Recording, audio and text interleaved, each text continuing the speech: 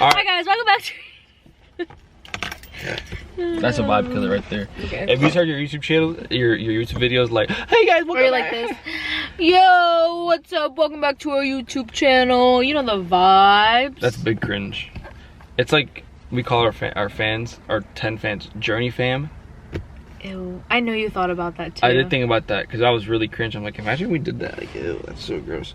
But anyway, we got coffee. By the way, if you live in Harrisburg or anywhere near Harrisburg, make sure you go check out Denim. Not sponsored. Not sponsored, but hey, if they want to sponsor, that's there, dude.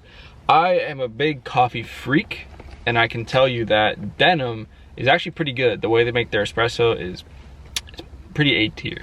But anyway, to the topic of this video, I wanted to make something like this because I was thinking about this the other day, and I was like, I feel like people, you know, our age, or at least younger than us, are maybe thinking like, oh, what is it worth getting married this young?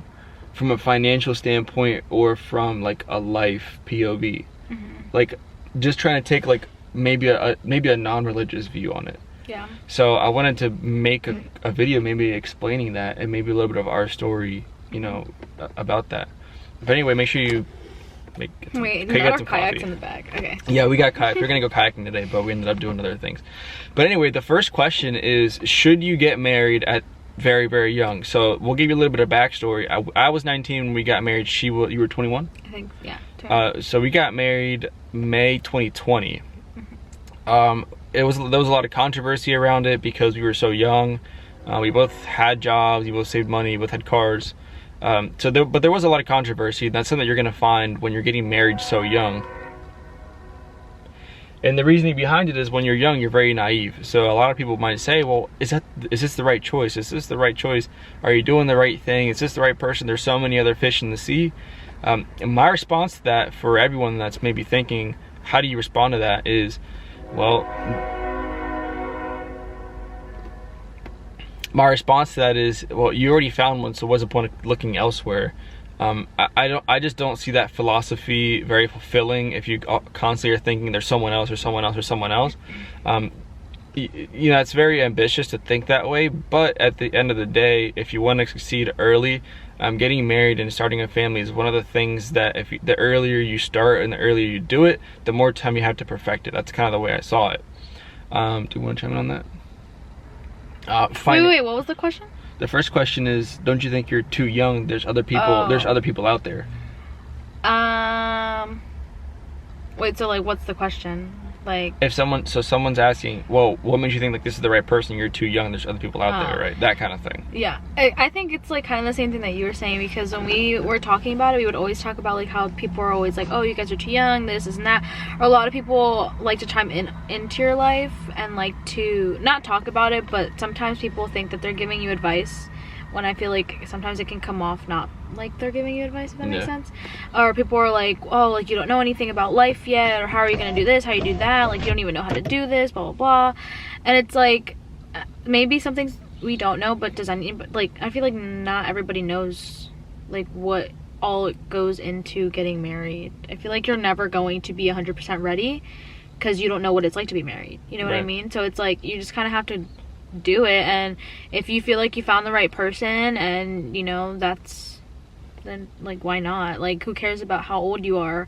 I mean, I understand like financially and all that other stuff, but if you're financially stable and like you feel like, you know, you can handle it, just like why not? I don't really see the issue. A lot of people, like on a spiritual standpoint now, also feel like, oh, they're still super young, so they're just doing it just to have sex. Like honestly, a lot of people think like that, especially in the church. At least that's how I feel it. A lot of people can criticize you and think that way, but if you really like someone, you're in love with that person, you know that's the person that you want to be with, it's like what you would always tell me, like before we got married, like, why would you want to wait to build your future with someone? Like, why would you want to wait? Like, when you can just do it already. Like, you have all the things at your reach, you can do anything that you put your mind to, so it's like, why don't you want to do it together? You know what I mean? It's just like, start earlier before starting late. Yeah. Question two. From a financial standpoint, is it worth getting married? Question two, is it worth getting married young from a financial standpoint? Is the money worth it? Simple answer is yes. When you get married, you can file your taxes jointly. In some states, depending on the circumstance, you actually could save a little bit on tax because you're filing jointly. Depending on how you have your tax set up, that's your own thing. A different answer to that question is you have 2 incomes per household, which is good for financing. Well, not all people. Some people get married, only one person works. Very true. But you do have 2 potential incomes per household. For example, for us, if you are planning on getting married, I really recommend both of you work when you do so. That way you can file together. Things are a lot easier. Some couples decide to do things separate, and if that works for you, that works for you. We found that the easiest thing to do when we first got married is to do everything together from the beginning. No, we did do it separate for a while. Not like separate. No, I'll explain in a second. Yeah. But it's a lot easier to do everything together from the beginning. For example, when we got our first car, we did it together. When we got our our bank account, we did it together. When we got our second car, we did it together. That way, in the future, the next 5 or 10 years, if we do everything separate in the beginning, and then in 10 years we go try to do everything together, it's weird. So we did everything kind of uniform to start. So from a financial standpoint, it's good because you have 2 incomes, so you have more money. So if you are both working, it's good. You have 2 incomes, so you guys can invest more, you guys can save more, you guys can work towards goals together. And we'll get to some financial stuff later on in the video. But from a financial standpoint, it sometimes can be worth it. If you're just living by yourself, you guys are living separate, living together, 2 incomes, 1 rent payment, 1 car payment, that kind of thing is a lot easier to handle when you have 2 incomes. I think you just really have to think about it before you actually go into it and married. So anyway, I think you should just think about it prior to actually getting married. Sit down with the person, what's your credit? I don't care how young or old you are, what's your credit? Do you have debt? Those are all really important questions that we asked each other and we talked about. Also, before we were even engaged, we had, we were saving our own money to the side, but eventually when we did get engaged, we opened up our first bank account together. Right? Yeah. We opened up our first bank account together and we started putting money into that account, separated it to, what it was going to be for, whether it was going to be for our apartment, our wedding, vacation, just spending money basically. Carlos is kind of the numbers guy in our relationship.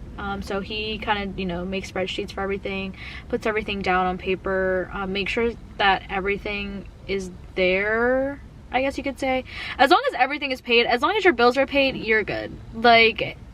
As long as your bills are paid, that's all I gotta say. You always have to make sure that there is at least one person that is going to be focused on that, because you guys can't just get married and go into it and not even know when rent is due or your mortgage is due. You need to have everything definitely planned out. Everything needs to go specifically towards what it's going to be for. You can't just put it all into an account and then expect it to just come out on its own, if that makes sense. But yeah, I think that's pretty much it. As long as you know that you're going to be financially stable and you're going to be okay, there's not really anything that you should be thinking about. It's really not that difficult.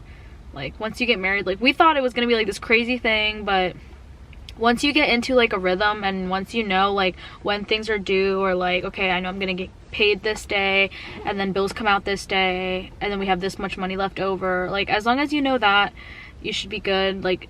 Don't go spending your money like a crazy person, basically, and consult with the other. If it's gonna be a big purchase, you're buying a car, you should talk to the other, you know what I mean? Not saying that we've done that. No, but at least tell them hey, I want to do this. But if it's a small purchase, hey, I'm gonna get McDonald's, just get McDonald's. It's by really the way, not that serious. Keep the merch. I'm rebranding the website right now, so it's currently down, but I plan on coming out with a new collection this hopefully by December, fall time. But hey, it's out there. Anyway, on to the 4th question. Are we on 4 or 3? 3. On to question 3. This question is, I guess, more of an opinion, but let's talk about a couple things that perhaps maybe were difficult in the transition. Is it difficult transitioning from home life with your parents to married life? No.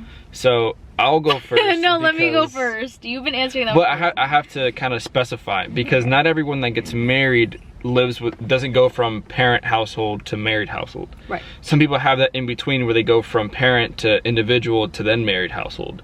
Right. Does that make sense?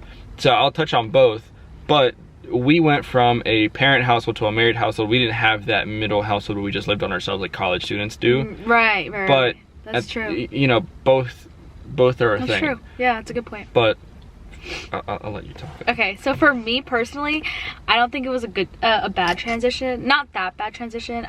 Growing up, I was always really close to my parents. I've always lived with my parents my entire life, my mom and my dad. I don't really know how to like explain or talk about it. For me, I think I was just personally ready. I know like a lot of people like move out or like get really homesick after like a week or like a month or so. That didn't happen with me. I was kind of just, you know, now I don't want to say like living my best life. I wasn't doing like anything crazy. Like it was just me and Carlos just kind of like hanging out.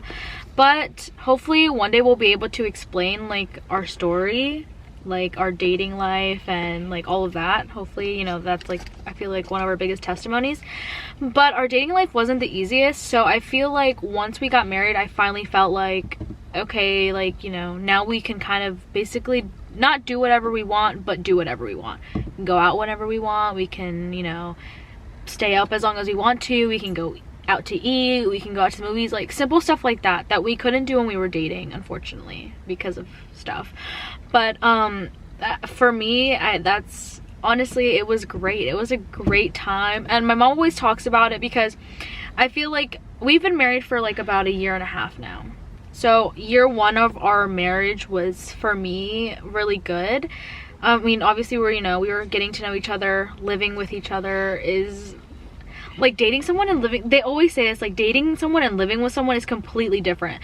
And it's, as corny as it sounds, it's so true. Like, it's so true. Like, I don't really feel like I was that different. Not different, but like I have to get used to everything he does. Like I didn't live with you. I didn't know if you would leave your shoes everywhere in the house except for the closet. I didn't know that you would just leave the shower curtain open every single time but not close it. That's a pretty simple guess. I'm a guy. So. No, yes, I understand, but that's like something that you have to get used to, and you don't really think about it until like it happens. But anyway, back to what I was saying is that I felt like a lot of people say like the first year is always the worst, whatever. Every marriage is different. I feel like for us, our first year of marriage was really, really fun. Good. We got to know each other. Obviously we're gonna argue and have, you know, disagreements because it's gonna happen. We're married. Like, it happens with everybody. We're not perfect.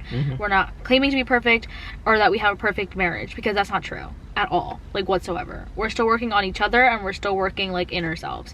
But anyway, besides that, I feel like going into the second year of marriage is kind of where reality really hit us, and I didn't realize it until my mom like shared that, not like opinion, but like opinion about it. And she kind of just, you know, told me, she was like, you know, Gabby, like the first year of marriage was like butterflies and rainbows basically, because it was kind of like our time to actually be a couple.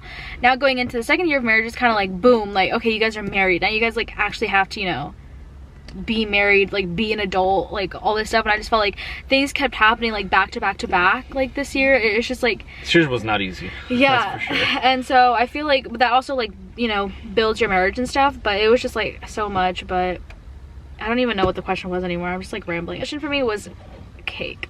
It was not a problem.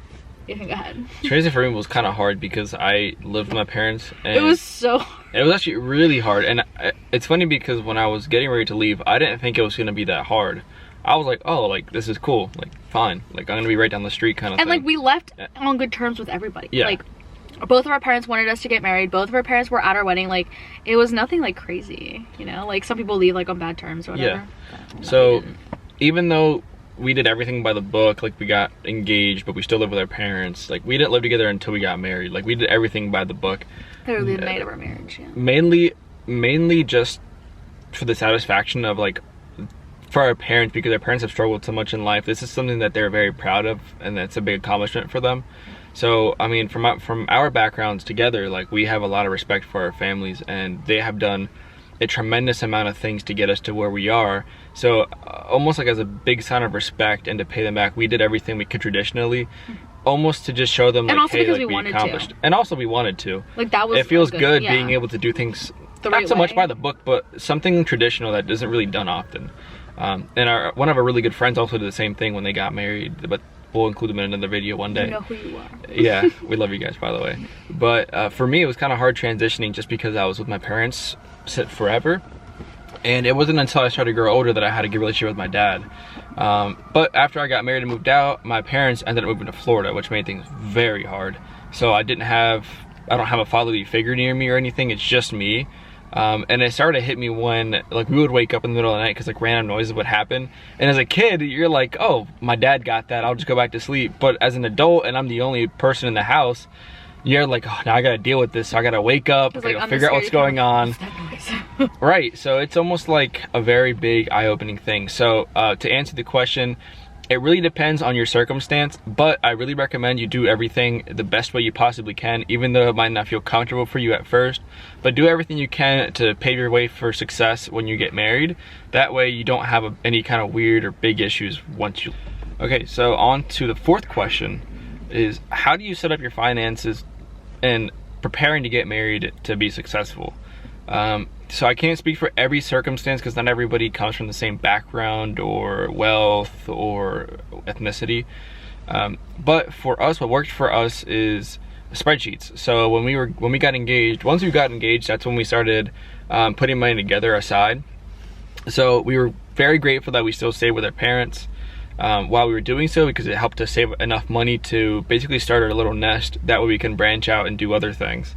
So we were both working full-time jobs. I was working at a bank, she was working at a bank too. So we were making decent money for our age, so we were able to save a good amount of money. I think we saved like a couple $1,000s. That way we could get a car, you know, pay for our apartment, pay for furniture, that kind of thing. So what I really recommend, if you're engaged or you're planning on getting engaged, open up a bank account, a joint account. Obviously you have your own separate accounts for the time being, but that's what worked for us then. It might not work for you. But a joint account where you have automatic deposits going into that account. For the both of us, I think I set mine at like 15 or 20% of my bi-weekly pay would get automatically deposited to the account. The difference would come to my personal account, and I would pay my personal bills like my phone, my insurance, my car, and that kind of thing. So over the course of a year, we were able to save a couple $1,000s to pay for our wedding, you know, our apartment and everything like that. Once we got married, we did end up closing the personal accounts and transferred everything just to our joint account at a credit union. So both of our deposits are going into one single account. Some advantages of that is all your money's there. There's no really second guessing as to where your money's at or what's going on. The disadvantage is sometimes your partner might make a purchase that you're not aware of. Again, it's all about communication. I buy car parts that she doesn't know. I'm joking. But sometimes I'll buy things or she'll buy things that we're not aware, and we just kind of have to, it takes two to tango. You know, you have to have an idea of what's going on at the account. I try to keep maintenance of it and check it every couple days to see what's going on. Sometimes random charges will happen. It's just life. But to set yourself up to succeed in something like this, there's something called DTI. I'm big on numbers and I love investing and I like things like this, so I'm a big nerd. So I made a spreadsheet at home with our income, you know, what bills we have, what kinds of liabilities we have, what kind of debt we have, and all that kind of thing. So it calculates, you know, our car payment, our rent, what income we have, how many taxes are getting taken out. I've always read that having a good DTI is living debt to income, by the way, for those that don't know, debt to income. So how much money is coming in versus how much money is going out. You'd never want to have 50-50 because you can't do too much with 50-50. What I mean by that is half the money comes in, half leaves, or half the money coming in leaves, if that makes sense. So you want to keep it between maybe 20 and 45%. And what I mean by that is if $5,000 is coming into your household, you don't want $2,500 of that leaving because you're not going to have much left over. You want to have the lowest amount leaving possible. So that's how you can maximize your savings and investments to save yourself up for the future. That's what we did. So we stayed around 20% to 25% debt to income. So all the money that was going in, only a calculated amount was going out. So do the same thing and you will succeed, I promise you. And whatever you do, make sure you fit it within that percentage. That way you don't live beyond your means and you don't go into like a crazy debt scare or anything like that, which you can still get out of, but when you're married, it's not that fun to do so. Okay, for the last thing, topic 5 or question 5, we're gonna give you guys a couple tips, some things to know before you get married this young. My first piece of advice is do a lot of premarital counseling. Period. This might cost you a couple bucks. For us, it was free because we did it with our pastors. But I really recommend you do some premarital counseling because it's gonna help you develop what kind of person you are living with someone else. That's gonna be huge and beneficial for you and your partner because you may not see certain things in yourself that your partner sees, but doing some counseling will help you open things up. So I highly recommend it. You could do it once a month. You could even buy books. You could buy devotionals. You could do something that can help you figure things out before you get there. So when you get there, you're not like, oh my God, what do I do? I agree. That's a big step. A lot of things we did were like devotionals, like he said, and just counseling, premarital counseling, talking to other people that were already married, how they've handled certain situations. A lot of them kind of said the same thing. Like, I feel like the number one thing that people have said is like communication. Like, always communicate with your partner, whether it be about finances, your emotions, you know, what you're going through personally. Because even though you're married, maybe your partner doesn't necessarily know, you know, what you're thinking. They're not psychic. They can't read your mind. So communication always needs to be open. What's another tip that you think? Another tip before getting married, just know the person. Like, really know who you're getting married to, I feel like. When it comes to us, honestly, it just like sounds so like spiritual, but like just like pray about it. I don't really know what to say. Like, just pray. Like, if you know that that's gonna be the person for you, then yeah. I mean, for us, we had spiritual like guidance. Confirmation and guidance. Yeah. So before we even met each other, we had like revelations from both sides of our family, like that we're gonna be together, which is a complete crazy story that we should probably say another day. But for us, we had a lot of spiritual guidance, which is 99% sure recommended, and that's what you totally should do before getting married. Yeah. But for the people that are kind of in that roundabout where they're not really sure, one thing, like I said, is premarital counseling is huge. I just feel like when you know, you just know. Like, that sounds so dumb, but it's like, it's just, you know. It's kind of like when a girl's shopping for a wedding dress. It's like, how do you know you found the dress? It's like, you just know. Like, you just have this feeling. You know what I mean? Like, I don't know. I really can't give, like, advice on, like, you know, what to look for, what to do when you're looking for your partner for the rest of your life. Like, everybody's different. Everybody's personalities are different. But when you click with someone, you just know. Like, Carlos and I, like, instantly clicked, and not...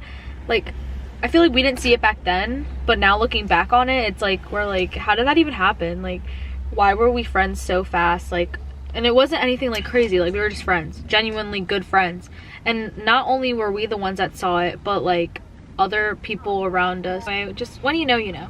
Oh, I was saying about like when we first started talking, like we became friends like so instantly. Last thing I'll say, and we'll end it right there because we're running out of storage on our camera. Just do it. Okay, like, that's my advice. Just do it. No. Don't make irrational decisions. Oh man. Oh, okay. So very, very weird. But even though you might think, oh well, I have nothing in common at all with this person, that might not. One, that might not be true, and two, you might see it as a bad thing. We literally have nothing in common. But we literally have nothing in common. Like, I like cars and I like playing on my computer and I like doing guy stuff. She does not know anything about cars. She does not like cars, and she doesn't like playing on the computer, and she doesn't like spending time alone. I love spending time alone, which can be difficult because I like being alone and she doesn't, which is, you know, we're working on that. But don't let that maybe deceive you from thinking, oh well, maybe this person's not for me because we have nothing in common. Opposites attract. I believe in that, and I really do. You can make anything work as long as you have. I feel like it also keeps it interesting. You're not always talking about the same thing. Like, if I liked cars too, we would always be talking about cars. Yeah. Like, that's boring. Yeah. Anyway, just don't be scared to do so. Ask the right questions. Do your thing. Do your research. Be due diligent, and hopefully, whatever you decide to do works out for the better. In the next video, I think I know what we're gonna talk about already. In the next video. What? Should I tell them? Yeah. Okay. In the next video, we're going to talk about how to deal with parents that don't approve of your relationship. That's kind of shady, no? It is a little shady, but... Whose parents do you think we're talking about? Mine or his? Oh, we're not talking about any parents. Oh. That's even more shady. It's just like a general, like, like there's a lot of people out there that are in maybe relationships and their parents don't approve it. How do you deal with that as an adolescent or someone our age? So I want to talk to people and see if we can maybe guide them a little bit. It's a great topic. Yeah. Anyway, thank you so much for watching. Also, like this video if you want us to say eventually like our story. No. I'm not with that trendy. Well, like my video and subscribe. I don't care if you like or subscribe. I don't care. I'm also part of this. Okay, I don't care if they subscribe or not. That's not my problem. No, I didn't say subscribe, but just like the video or let us know if you guys want to see that. I don't want to like put out a video talking about finances and DTI for an hour and a half. That's boring. I'm not, because that's not this kind of channel. Anyway, like the video. Yeah, give us a thumbs up if you appreciate our content here. No, you want them to give you a thumbs up. I'll take a thumbs up. You don't need to subscribe. I mean, if you do, that's cool. But anyway, thank you first for watching. This has been a lengthy one. Hopefully it wasn't that boring. But tune in for the next one. We will make some better content here in the near future. But we're dedicated to helping the young people out. So if you like what you saw, let us know. Drop a comment, and we will see you next time. Peace. Peace, chicken grease.